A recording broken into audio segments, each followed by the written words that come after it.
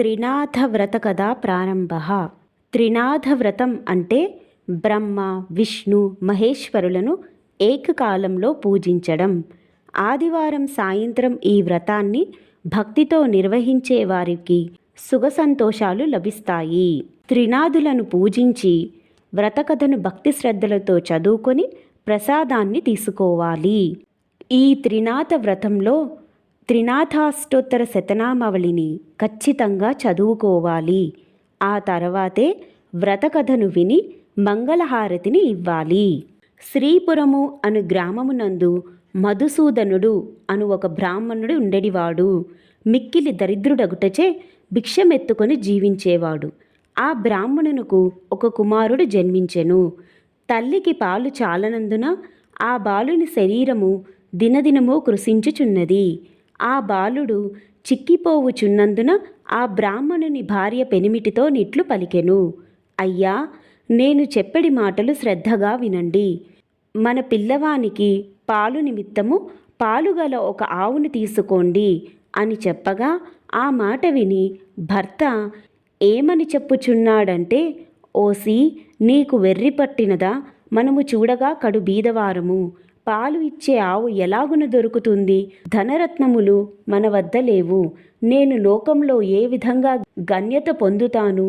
ఎవరికైతే ధన సంపదలు కలిగి ఉండునో వారికే లోకమంతా మర్యాదలు చేస్తుంది. అట్టివారికే లోకమంతా భయపడతారు. మన వంటి బీదవారిని ఎవరు అడుగుతారు అని బ్రాహ్మణుడు చెప్పెను. భార్య మిగుల దుఃఖించినదై, ఓ బ్రహ్మదేవుడా, నీవు మా వంటి బీదవారింట్లో ఈ బిడ్డను ఎందుకు పుట్టించావు? ఏమి తిని ఈ బిడ్డ బ్రతుకుతాడు?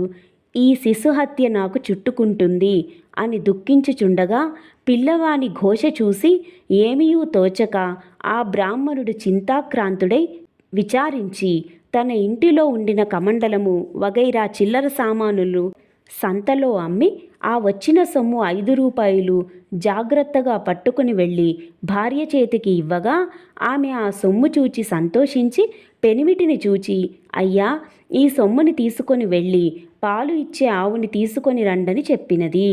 అట్లు భార్య చెప్పిన మాటల ప్రకారము బ్రాహ్మణుడు ఆ రూపాయలు పట్టుకొని గ్రామము తిరిగెను. ఇట్లు తిరుగుచూ పెద్ద భాగ్యవంతుడగు షావుకారు ఉండే గ్రామమునకు వెళ్ళెను. ధనధాన్యాలు పరిపూర్ణమై కుబేరునితో ఆ షావుకారు సరిసమానముగా ఉన్నాడు. అతని ఆవులన్నీయూ పాలతో నిండి ఉన్నవి. దైవఘటన మాత్రం మరో విధంగా ఉన్నది. ఆ ఆవులలో బోధ అను ఆవు ఉండెను. అది మిగుల దుష్టబుద్ధి గలది. బయటకు మేతకు వెళ్తే పరుల వ్యవసాయంలో చొరబడి తినివేస్తుంది. ఒక దినమున షావుకారు చూస్తుండగానే పెద్దవారి పొలానికి చొరబడి పండిన పంటను తినివేయుచుండెను. అది చూచి షావుకారు అతి కోపంతో ఏమనుచున్నాడంటే, ఇక దీని ముఖము చూడకూడదు. ఆవును ఇప్పుడే అమ్మివేస్తాను. ఇది 50 రూపాయలు అయినప్పటికీ నాకు మంజూరు లేదు. ఇప్పుడు బేరం వచ్చినచో 5 రూపాయలకే ఇచ్చివేస్తాను అనేసరికి మధుసూదనుడు అనే బ్రాహ్మణుడు ఆ మాటలు విని షావుకారుతో ఇట్లనెను. షావుకారు, వినండి. 50 రూపాయలు ఖరీదు గల ఆవు అయినప్పటికీ అందువలన మీకు మంజూరు లేదు. ఆ 5 రూపాయలు నేనే ఇస్తాను. ఆవు దూడ రెండింటిని నాకు ఇప్పించండి అని అనగానే, ఓ బ్రాహ్మణుడా, నీకు వెర్రి పట్టినదా అని షావుకారు అనెను. అంత బ్రాహ్మణుడు, మీరు షావుకారులు అయి ఉన్నారు. మీ మాట మీరు నిలుపుకోండి. మాట తప్పితే మీరు అసత్యవంతులవుతారు అని అన్నాడు. ఆ బ్రాహ్మణుడు అన్న మాటలు షావుకారు విని తన మదిలో విచారించి తెలియక అనివేశాను. ఈ బ్రాహ్మణుడు ఎక్కడి నుండి వింటున్నాడో ఆ ఆవును అతనికి ఇవ్వకపోతే నాకు అసత్యము ప్రాప్తించును కదా అని బ్రాహ్మణుని చూచి చెయ్యి చాచినాడు. వెంటనే సొమ్ము పుచ్చుకొని ఆవును దూడను బ్రాహ్మణునకు షావుకారు ఇచ్చివేసినాడు. ఆ ఆవును చూడగానే బ్రాహ్మణ స్త్రీ చంద్రుని చూచిన కలువ వలె సంతోషపడెను. వెంటనే పాలు పితికి కుమారునికి పోసి ఆనందము పొందినది.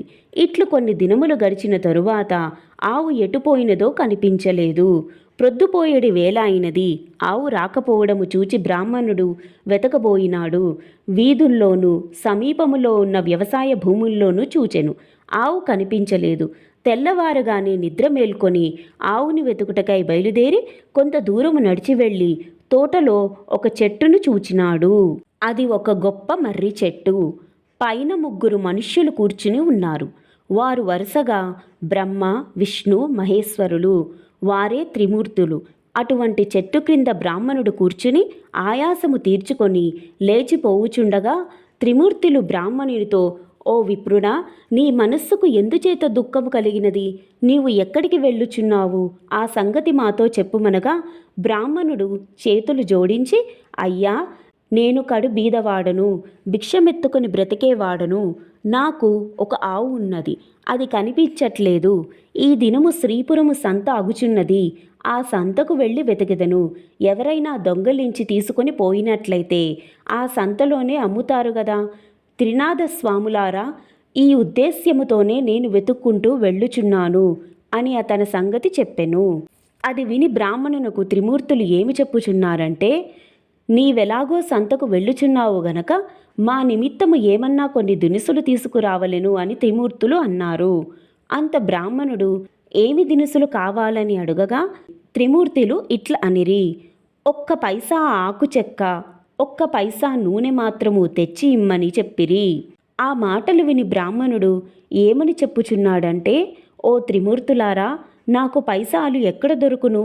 నేను బీదవాడను గదా, భిక్షమెత్తుకుని జీవించుచున్నాను అని అనగా త్రిమూర్తులు ఏమి చెప్పుచున్నారంటే, ఓ బ్రాహ్మణుడా విను. అదిగో ఆ గోరంట పొద కనిపించుచున్నది కదా, దాని మొదట 3 పైసలున్నవి. ఆ మాటలు విని బ్రాహ్మణుడు వెళ్ళి ఆ గోరంటు గడ్డి మొదలు పైకి లాగేసరికి 3 పైసలు దొరికినవి.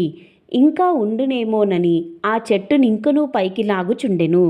అది చూచి త్రినాదుల వారు, బ్రాహ్మణుడా, నీకు వెర్రి పుట్టినదా? అందులో పైసలు ఇంకా లేవు.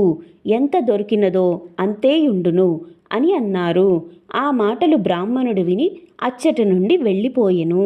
కొంత దూరం వెళ్ళి తిరిగి వచ్చి ఆ చెట్టు క్రింద నిలిచి చేతులు జోడించగా త్రినాదులు ఇట్లు పలికిరి, ఓ విప్రుడా, తిరిగి ఎందుకు వచ్చావు? అనగా, అయ్యా, మీరు చెప్పిన వస్తువులు నేను ఎలాగున తెస్తాను అని ప్రశ్నించగా, నీ పై మీద గావంచాలో తెమ్మని త్రినాదులు అన్నారు. అందుకు ఆ బ్రాహ్మణుడు, గావంచాలో నూనె ఎలా ఉంటుంది? మీరు జగత్కర్తలు నాతో కపటంగా చెబుతున్నారు అనగా, ఓయి, నీతో కపటంగా చెప్పలేదు. మమ్ము తలుచుకొని నూనె గావంచాలో పోసి తీసుకురమ్మని చెప్పగా ఆ బ్రాహ్మణుడు శ్రీపురం సంతలో ప్రవేశించినాడు. వెళ్ళి చూడగా ఆవు కనిపించలేదు. ఆకులు వక్కలు గంజాయి తీసుకొని నూనె కోసం బజారుకు వెళ్ళి తెలికలవానితో 1 పైసా నూనె గావంచలో పోయమన్నాడు. అందులోకి ఆ తెలికలవాడు ఆశ్చర్యపడి, ఈ బ్రాహ్మణుడు పిచ్చివాడు కాబోలునని నూనె లేదు అని చెప్పినాడు. అక్కడి నుండి వెళ్ళి ఒక ముసలి తెలికలవానిని నూనె అడిగినాడు. అంత ముసలివాడు దిగుమట్టు నూనె ఎంతటిది కావాలని అడుగగా 1 పైసా నూనె మాత్రం ఇమ్మని బ్రాహ్మణుడు గావంచా చూపినాడు తెలికలవాడికి. ఈ బ్రాహ్మణుడు వికారపువాడు కాబోలు, వీనిని మోసము చేసి పైసాలు తీసుకుంటాను అని ఆలోచించి కొలత పాత్ర తిరగవేసి నూనె కొలత చేసి ఇచ్చినాడు. విప్రుడు గావంచా కొనచెంగు పట్టుకొని అచ్చటి నుండి వెడలిపోయెను. అంతే, తెలికలవాని కుండెలో నూనె కొంచెమైనను లేకుండా పోయినది. అది చూచి తెలికలవాడు మూర్ఛపోయినాడు. తెలికల వాళ్ళందరూ పరిగెత్తుకుని వచ్చి ఆ ముసలివాని ముఖముపై నీళ్లు చల్లి సేద తీర్చి కూర్చుండబెట్టినారు. ఏమి చెప్పుదును, ఎక్కడ నుంచో ఒక బ్రాహ్మణుడు వచ్చి గిద్దెడు నూనె కొన్నాడు. ఇప్పుడిట్లు వెళ్ళినాడు. కుండలో చూడగానే నూనె లేదని చెప్పగా అందరూ విచారించినారు. ఆ విప్రుడు మా వద్దకు వచ్చి మమ్ము కూడా నూనె అడిగినాడు. లేదని అనగా వెళ్ళిపోయినాడు. ఈ లాగున అందరూ విచారించి పరిగెత్తుకుని విప్రుని వద్దకు వెళ్ళి ఇలా అన్నారు, విప్రుడా విను, మీరు నూనె కొన్నారు గదా, అది కొలతకు తక్కువగా ఉన్నది. పూర్తిగా ఇచ్చివేస్తాము, పట్టుకుని వెళ్ళండి అని అన్నారు. మళ్ళీ విప్రుడు సంతకు వెళ్ళాడు. ఈసారి ముందు తెచ్చిన దుత్తతోనే చమురు సరిగా కొలవగా ఎప్పటి వలెనే దుత్త భర్తీలైపోయినది. అది చూసి ముసలి తెలికలవాని ఆనందము చెప్పనలివి కాపోయినది. విప్రుని గావంచాలో చమురు ఉంచినారు. అది పట్టుకుని విప్రుడు వెడలిపోయినాడు. త్రిమూర్తుల వారికి పై సామానులు ఇచ్చివేసి సెలవు అడిగినాడు. సెలవు అడగగానే త్రిమూర్తులు విప్రునితో ఏమన్నారంటే, ఓయి, నీ కష్టము చూచి మా మదిలో దయ కలిగినది. ఒక మాట విను. నీవు త్రినాథుల సేవ చేసేదవేని నీ దరిద్రము పటాపంచలై అధిక సంపదలు కలుగునని త్రినాథులనగా అది విని, స్వామి, ఏ వస్తువులతో మిమ్ములను పూజ చేయవలను అని అనగా త్రినాథులు ఇలాగన్నారు, ఓ ద్విజుడా వినుము. మా పూజకు అధిక ద్రవ్యము అక్కరలేదు, కొంచెముతోనే తృప్తి పొందుదుము. ఇప్పుడు నీవు తెచ్చిన 3 పైసల సామాగ్రి చాలును. త్రిమూర్తుల పూజా ద్రవ్యములు ఇంతే, మాకు వీనితోనే మేలా చేయుము. 3 మట్టి చిలుముల యందు గంజాయి నలిపి అందులో నిప్పుతో ధూపము వేయవలెను. దీప ప్రమిదలు 3 వేసి అందులో చమురు వేసి ఒత్తులు వేసి ఆకు చెక్కలు జాగ్రత్తగా చేసి ఉంచి రాత్రి తొలిజాములో నీ ఇంటిలోనికి నీ స్నేహితులను పిలిచి పూజా ద్రవ్యములు తెచ్చి అచ్చట ఉంచి సకల పదార్థములను స్వాములకు సమర్పించవలెను. అలాగును చేసిన సకల పాపములను నివారించును. అది విని ద్విజుడు పూజ చేయుటకు ఉపక్రమించెను. చెట్టు మొదటనే పూజ ఆరంభించి గంజాయి ముందు తయారుపరిచినాడు.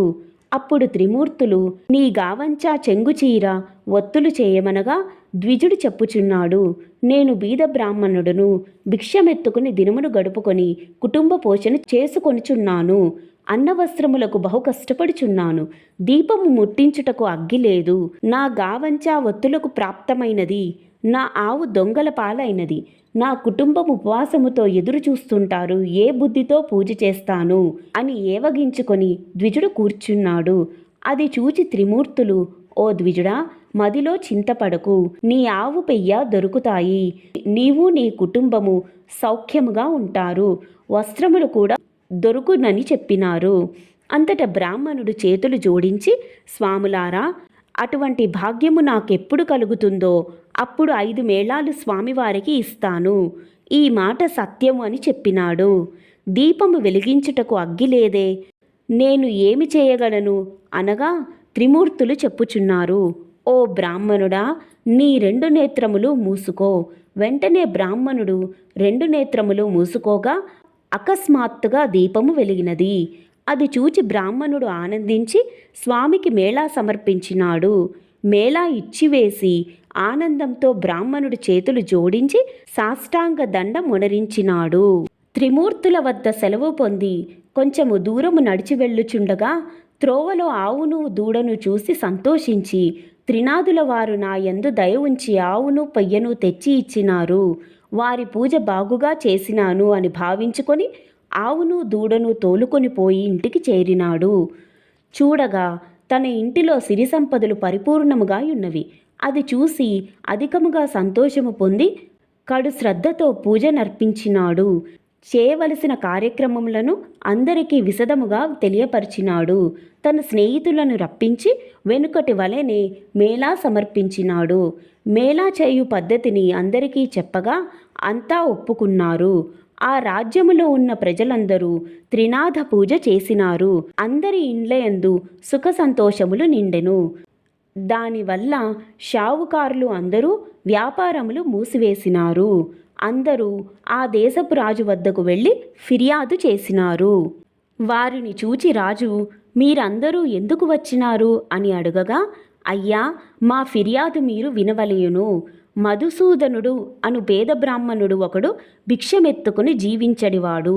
శ్రీపురము వెళ్ళి వచ్చి త్రినాథ మేళాను ఆచరించినాడు. త్రినాథులు ఏ దేవతలో వారిని ఆ బ్రాహ్మణుడు పూజించగానే సకల సంపదలు అతనికి కలిగినవి. ఊరిలోనున్న రైతులు 50 మంది త్రినాథ మేళా చేసినారు. గ్రుడ్డివారు, కుంటివారు అందరూ కూడా ఈ మేళాను చేసినారు. అందరూ మోక్షమొందినారు. ధనధాన్యాలు కలిగి కుబేరునితో సమానమైపోయినారు. మా వ్యాపారములు పోయినవి. మా క్రయ విక్రయములు ఎలాగున జరుగుతాయి అని చెప్పగా రాజు ఆ మాటలు విని చాలా కోపము తెచ్చుకొని సకల జనులను పిలిపించి కోపముతో ఇట్లన్నాడు, త్రినాథులు అనే దేవతలు ఏమి దేవతలు?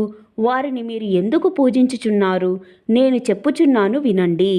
ఆ పూజ మీరు చెయ్యకూడదు. అట్లు పూజ ఎవరు చేస్తారో వారు 500 రూపాయలు జరిమానా ఇచ్చి 6 మాసములు ఖైదులో ఉండవలసింది. అటుల కాని ఎడల శూలం వేయబడునని రాజుగారు ప్రజలందరికీ తాకీదు ఇచ్చి పంపినారు. ఈ సంగతి త్రినాదుల వారికి తెలిసి ఆ రాజునకు దండన విధించినారు. దాని ఫలితముగా రాజకుమారుడు చనిపోయినాడు. నగరంలో ఏడ్పు ఘోష వినిపించుచున్నది. ప్రజలందరూ రాజు వద్దకు పరిగెత్తినారు. రాజు దైవకృప తప్పడం వలన తన కుమారుడు చనిపోయినాడని అనుకుంటున్నాడు. కుమారుని ముఖం చూస్తూ రాజు ఏడ్చుచున్నాడు. తల్లి, బంధువులు మొదలగు వారంతా దుఃఖించుచున్నారు. దహనము చేయుటకై స్వర్ణభద్రా నదీ తీరమునందు ఆ శవమునుంచినారు. త్రినాదులకు దయ కలిగినది. రాజకుమారుని బ్రతికించి వేతుమా, మనకు పేరు ప్రఖ్యాతలు కలుగును అని బాగుగా ఆలోచించి బ్రాహ్మణ రూపములో ఆ శ్మశానమునకు వచ్చినారు. రాజును వారి సమూహమును చూసి, మీరందరూ ఈ నది తీరమునకు ఎందులకొచ్చినారు? ఏల విచారముగా కూర్చున్నారు? ఈ పిల్లవాడు ఎందుకు పండుకొని ఉన్నాడు? ఇతని శరీరములో చల్లదనము కలదే అని అడుగగా అంతా త్రిమూర్తులతో ఇలా అన్నారు. మీతో ఏమి చెప్పగలం? రాజకుమారుడు చనిపోయినాడు. ఆ రాజేమి దోషము చేసినో కాని ఇతడు చనిపోయినాడు అనగా ఈ కుర్రవాడు చనిపోలేదు. త్రినాదుల వారికి రాజు అపరాధం చేసినందున ఈ చావు కలిగినది. ఇప్పుడు మీరందరూ త్రినాదులను భజించితే ఈ బాలుడు లేచి కూర్చుంటాడు. మా మేళా చేయుటకు రాజు ఒప్పుకున్నట్లయితే ఈ రాజకుమారుడు బ్రతకగలడని చెప్పి త్రినాదమూర్తులు అదృశ్యులైనారు. అందరూ వారి మాటలను విని త్రినాద స్వాముల పేరు ఆ రాజు తనయుని చెవిలో చెప్పినారు. 7 మేళాలు చేయుటకు ఒప్పుకున్నారు. అలా ఒప్పుకోగానే రాజకుమారుడు లేచి కూర్చున్నాడు. అది చూచి అందరూ సంతోషమును పొందినారు. అప్పుడు త్రిమూర్తుల పేరు మాటిమాటికి స్మరించినారు. అందరి నోటి నుండి వెలువడిన పలుకులు సముద్ర గర్జన వలె వినిపించినవి. అటువంటి సమయమున ఓ వర్తకుడు ఆ ఊరి మీదుగా తన ఓడలో విదేశములకు సరుకులను తీసుకువెళ్ళుచుండెను. ఆ ఓడను నడిపించుకొని స్వర్ణభద్రా నదీ తీరమున ప్రవేశించినాడు. ఘోష చేసిన స్థలము దగ్గరకు వెళ్ళినాడు. వారిని చూచి, జనులారా, త్రినాదుల పేర్లు ఏమి పేర్లు? మీరెలా స్మరించుచున్నారు? వినడానికి శ్రద్ధగా ఉన్నవి అనగా రాజుగారి మనుష్యులు ఇటులన్నారు. ఓ వర్తకుడా వినుము. బ్రహ్మ, విష్ణు, మహేశ్వరులు అనేవారు త్రినాద స్వాములు. అటువంటి ప్రభువులను మా రాజుగారు మన్నించనందున అపరాధుడైనాడు. ఆ అపరాధము వలన ఈ రాజకుమారుడు చనిపోవుటచే ఇతనిని మేము తీసుకొని వచ్చి అగ్ని సంస్కారము చేయుటకు కూర్చుని ఉన్నాము. ఇది చూచి ప్రభువులకు దయ కలిగినది. వచ్చి వీనిని బ్రతికించినారు. అందుకు 7 మేళాలు చేయుటకు ఒప్పుకున్నాము. వెంటనే రాజకుమారుడు బ్రతికి కూర్చుండెను. ఈ విధంగా వారు చెప్పగా విని షావుకారు మదిలో సంతోషించి, అటువంటి ప్రభువులు ఎక్కడ ఉందురో, చనిపోయిన రాజకుమారుడు బ్రతి కూర్చుండెను. నా ఓడలు ఒడ్డున అడ్డుకొని ఉన్నవి. నేను ఈ ఓడపై వెళ్ళి వస్తాను. నా ఇంటికి సుఖంగా చేరుకుంటాను. నాకు వ్యాపారంలో నష్టము రాకపోయినట్లయినా ప్రభువుల వారికి 5 మేళాలు చేస్తాను. ఇట్లు మనస్సులో సంకల్పించుకొని ఓడపై కూర్చుని నడిపించుకొని వెళ్ళిపోయినాడు. పైదేశము వెళ్ళి అచ్చట గొప్ప లాభము పొంది తిరిగి వచ్చి ఓడ నడిబొడ్డున లంగరు వేయించి ఇంటికి వెళ్ళినాడు. తన నౌకర్లందరూ ఓడలోని ధనము మోసుకొని పోయినారు. ధనముని ఇంటిలో వేసుకొని షావుకారు సంతోషముతో ఉన్నాడు. ధనం చూచి ప్రభువుల వారి మేళాలు మరిచెను. అందుకు ప్రభువులకు కోపము కలిగి దండన వేసినారు. ఓడ నీటిలో మునిగిపోయినది. నౌకర్లు, ఓడలనున్న వారందరూ నీటిలో మునిగిపోయిరి. అది తెలిసిన అతడు కూడా భూమిపై పడి గోల పెట్టినాడు. మరికొంతసేపటికి తెలివి తెచ్చుకొని ఏడ్చుచుండగా ఆకాశములో నుండి, నీవు మాకు మేళాలు ఇచ్చినావు కావు, అందుచేతనే ఓడ మునిగినది. నీవు 5 మేళాలు సమర్పించినట్లయినా నీ ఓడ నీకు ప్రాప్తించును అని సెలవిచ్చినారు. అది విని షావుకారు మదిలో దుఃఖించి, ముందు నేను సంకల్పము చేసి ఉంటిని, ప్రభువుల మహిమను మరిచితిని, ఇప్పుడే త్రినాథుల వారికి మేళా ఇస్తాను అని మదిలో నిశ్చయించుకొని మేళాకు కావలసిన సామాగ్రి తెప్పించి స్నేహితులను రప్పించి ప్రభువుల వారికి మేళా సమర్పించి ప్రార్థించినాడు. నీటిలో మునిగిపోయిన ఓడ వెంటనే పైకి తేలినది. అది చూచి పట్టలేని సంతోషము పొందెను. పరిచారకులు నౌకర్లు ఓడలో గల మిగిలిన ధనము కొనిపోయినారు. ధనము మోయించి షావుకారు ఇంటిలో ప్రవేశించెను. గంజాయి ఆకులు చెక్కలు అన్ని స్వామివారికి మేళా సమర్పించి సాష్టాంగ దండ ప్రమాణంబులు చేసినారు. రాజ్యమంతా త్రినాథస్వామి మేళా గురించి ప్రకటనలు పంపించినారు. మేళాను చూచుటకు అంతా వస్తున్నారు. ఇట్టి స్థితిలో గ్రుడ్డివాడొకడు త్రోవన బోయే వారితో, అన్నా, మీరెవరు? మీ పేరేమిటి? మీరు ఎక్కడికి వెళ్ళుచున్నారు అని అనెను. వారు మేళా చూచుటకు అని చెప్పిరి. అది విని గ్రుడ్డివారు, నాకు కండ్లు కానరావు, మీరందరూ నేత్రములతో చూస్తారు, నేను దేనితో చూస్తాను అని అనగా, గ్రుడ్డివాడా, త్రినాథస్వామి వారిని భజింపుము, నీ కన్నులు బాగుగా కనుబడును, ప్రభువుల వారి మహిమ చూడవచ్చును అని చెప్పి వారంతా మేళా వద్దకు ప్రవేశించినారు. గ్రుడ్డివాడు ఆ త్రోవలో కూర్చుని స్వామివారిని భజన చేయుచుండగా కొంచెము కన్నులు కనిపించినవి. అప్పుడు గుడ్డివాడు కొంత దూరము పోయినాడు. దారిలో ఒక పొట్టవాడు కూర్చుని ఉన్నాడు. వానిని చూచి, నీవు గ్రుడ్డివాడవు, ఇంత కష్టముతో ఎక్కడికి వెళ్ళుచున్నావు అని అడిగినాడు. గుడ్డివాడు చెప్పుచున్నాడు, అన్నా, నేను మేళాను చూచుటకు వెళ్ళుచున్నాను. ఆ మాటలు పొట్టవాడు విని, స్వామివారి దయ నా మీద లేదు, చేతులు కాళ్ళు పొట్ట, నేనెలాగున నడవగలను? నీకు కాళ్ళున్నవి దేక్కొని వెళ్ళగలవు అంత గ్రుడ్డివాడు చెప్పుచున్నాడు. నీవు త్రినాథస్వామి వారిని భజింపుము, నీ కాళ్ళు చేతులు బాగవుతాయి. క్షణంలో ఇద్దరం కలిసి వెడలిపోదాము. నేను కేవలం గ్రుడ్డివాడిని, ఏమాత్రం కన్నులు కనిపించటలేదు. త్రినాథస్వామి వారిని భజించినాను గనుక కొంచెము కనిపిస్తున్నది. అందుచే నీవు కూడా స్వామివారిని భజించినావంటే నీ బాధలు నివారణ చేస్తారు అని చెప్పగా, పొట్టవాడు త్రినాథ త్రినాథ త్రినాథ అని భజించినాడు. గ్రుడ్డి అన్న, నీకు కాళ్ళున్నవి, నడవగలవు, నేను ఎలాగ నడవగలను? నన్ను నీ భుజము మీద కూర్చోబెట్టుకొని నెమ్మదిగా నడిచి వెళ్ళు, నేను త్రోవ చూపుతుంటాను, నిశ్చింతగా ఇద్దరము మేళా చేరుకుందాము అని పొట్టవాడు చెప్పాడు. అతని మాటలు విని గ్రుడ్డివాడు పొట్టవానిని భుజమిపై కూర్చోబెట్టుకొని మెల్లగా నడిచిపోతున్నాడు.